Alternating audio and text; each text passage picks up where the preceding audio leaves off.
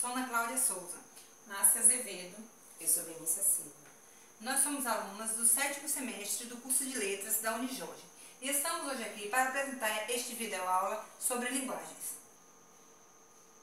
Nele, vamos fazer a comparação entre essas duas obras, o romance de Jorge Amado e a adaptação que Spacca fez deste romance para os quadrinhos. E para iniciar a nossa aula, vamos apresentar uma análise panorâmica sobre as ideias autorais. Neste caso, tanto Jorge Amado quanto Spacca perpassam pelo contexto histórico, por causa da necessidade que temos de passear pela cultura e pela nossa história. Jubiabá é o quarto livro publicado por Jorge Amado. Ele conta a história de um dos primeiros heróis negros da literatura brasileira. E continuando, vamos situar em qual contexto histórico o romance Jubiabá foi escrito. Ele foi escrito na década de 30 e neste momento o país passava por alguns acontecimentos históricos que eram registrados. Entre eles, podemos citar o movimento tenista, que ocorreu em 1822. Inclusive, neste ano, o país estava comemorando 100 anos de sua independência. As artes também passavam por momentos importantes, porque estava ocorrendo a Semana da Arte Moderna. E por conta de todos esses processos, tudo isso era revertido, era passado pela literatura. Dando continuidade, vamos situar o eixo temporal, o espaço e os focos narrativos. Bem, a narrativa se passa em dois tempos, no passado e no presente. No presente podemos citar como exemplo a fuga do negro, Balduino, da casa do comendador. E no passado podemos citar como exemplo quando o personagem ele se lembra de fatos já ocorridos. Em relação ao espaço, trazemos aqui o principal personagem, Antônio Balduino, que representa em um espaço aberto a liberdade, onde acontecia várias reuniões na porta dos casebres. Podemos citar também outros espaços que marcaram a vida do personagem, como as lutas de boxe, a travessa do Zumbi dos Palmares, Os pontos de encontros dos personagens, como os terreiros de Candomblé, os velórios, o veleiro e também o cais. Quanto ao narrador, ele é onisciente, pois ele conhece os pensamentos dos personagens e também é observador, porque conhece toda a trama da história. Quanto aos focos narrativos, o narrador ainda aponta aspectos negligenciados pela cultura, principalmente quanto à religiosidade afrodescendente e também quanto às religiões ditas negras. Ele ainda aponta as leis trabalhistas, os direitos dos trabalhadores. Naquela época, o Brasil já era um país atrasado e continua sendo. O personagem Antônio Balduino representa a luta dos trabalhadores pelos seus direitos. A adaptação de uma obra artística ou científica refere-se ao fato de adequar a mesma para publicar ou divulgá-la, junto de um público diferente do inicial ou através de uma forma diferente do original. E foi justamente isso que Spacca fez, quando ele adaptou a obra original do romance para os quadrinhos. Ele mudou justamente só para que o público fosse um público diferente, porque a linguagem do romance é uma linguagem diferente da linguagem trazida pelos quadrinhos. Agora vamos fazer a comparação entre as linguagens utilizadas no romance com as utilizadas nos quadrinhos. Bem, a linguagem utilizada no romance, ela é feita para um público-alvo e por isso ela não traz palavras geralmente do cotidiano. Ela tem uma linguagem mais rebuscada, uma linguagem literária. E na sua maioria o romance é formado apenas pela linguagem verbal. Aí existe também poucas linguagens, a linguagem não verbal, mas são poucas. Já nos quadrinhos, eles por si só eles constituem uma linguagem autônoma, mas o forte dos quadrinhos são as imagens, porque o autor tem mais liberdade para construir, para adaptar sua obra e para trazer ela mais próxima do seu público-alvo. Por isso é uma linguagem mais voltada para a compreensão das pessoas. é uma linguagem mais voltada, como eu falei, para esse público, né, que pode ser um público geral, até mesmo as crianças têm a capacidade de ler um quadrinho e entender. Na adaptação de Spaca, ele traz 3 aspectos fundamentais da imagem. A epistêmica, que dá a conhecer algo, a função simbólica, que dá acesso a um significado, e a estética, que produz sensações e emoções no espectador. As imagens adaptadas por Spaca representam a vida. Por exemplo, quando eu li os quadrinhos de Spaca, eu já tinha lido primeiro o romance de Jorge Amado. Então as imagens nos quadrinhos, elas são tão fortes que elas têm vida própria. Por exemplo, quando eu fui ler, eu não fiquei lendo a linguagem verbal. Eu me utilizei somente apenas da linguagem não verbal. Porque, como eu já conhecia a história, as próprias imagens por si só falavam todo o enredo da trama. Spaca também, ele se utiliza bastante da tecnologia para produzir os seus quadrinhos.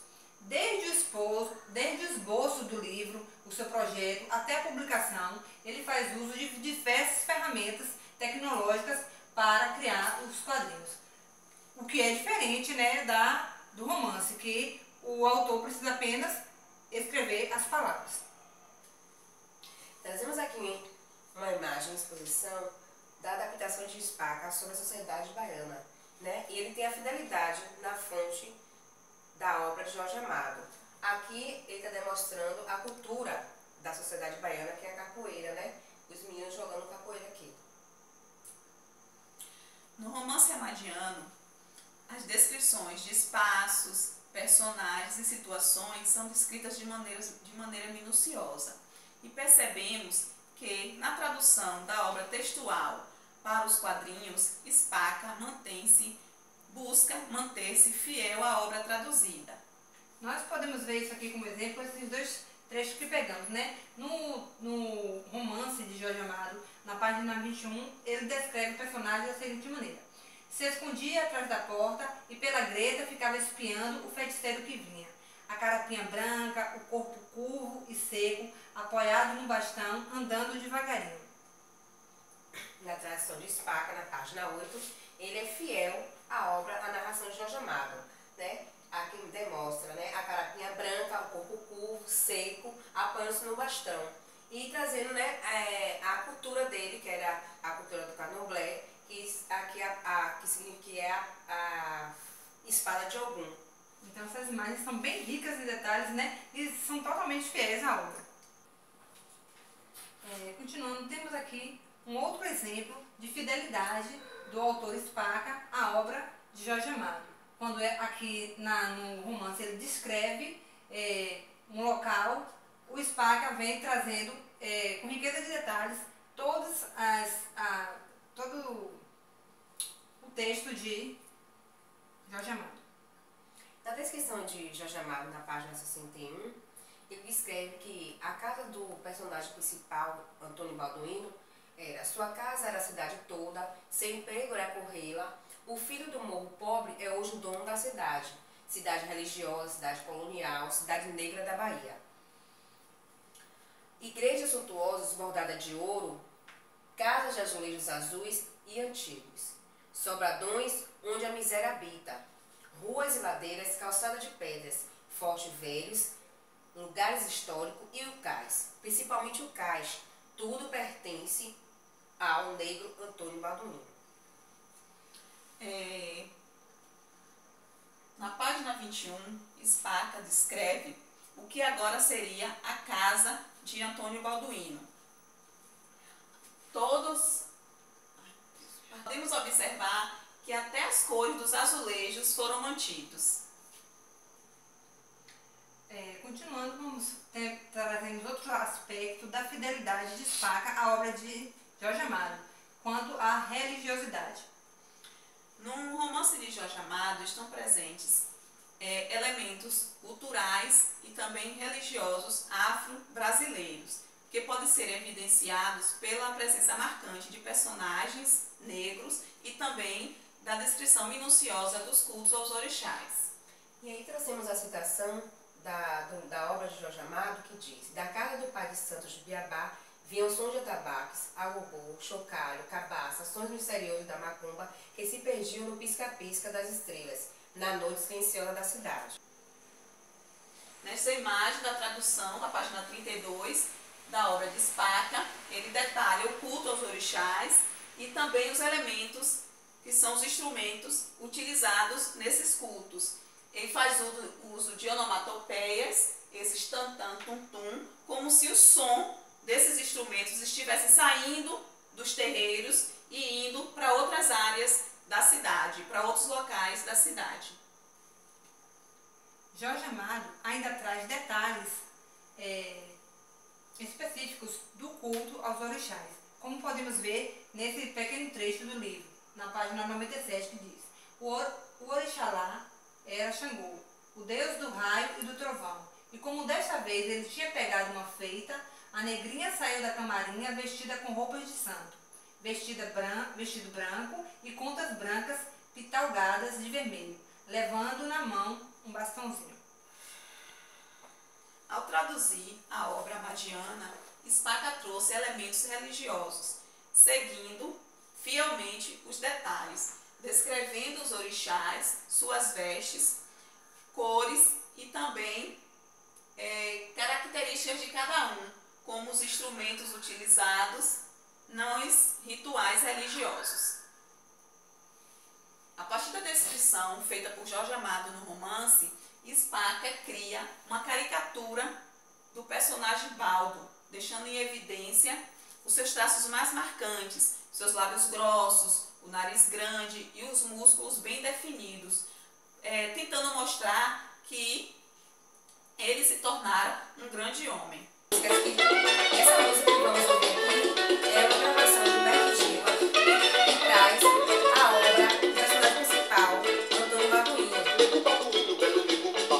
Filho mal criado de uma velha tia, ia com seus olhos de menino esperto. Luzes onde luzes não havia.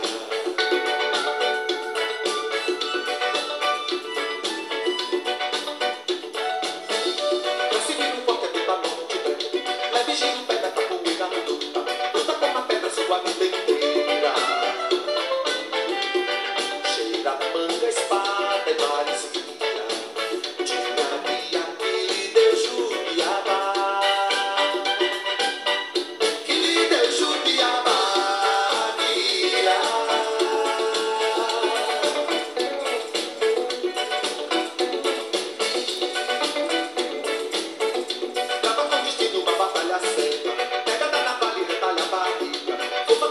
Cheia de lombriga, da monstra miséria da Bahia.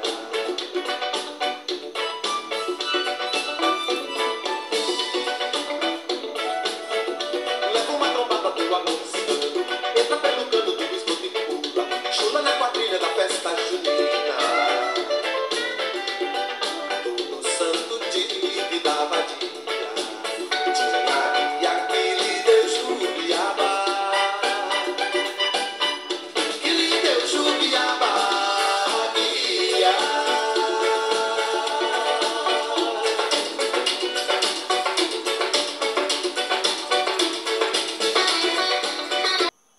É isso aí.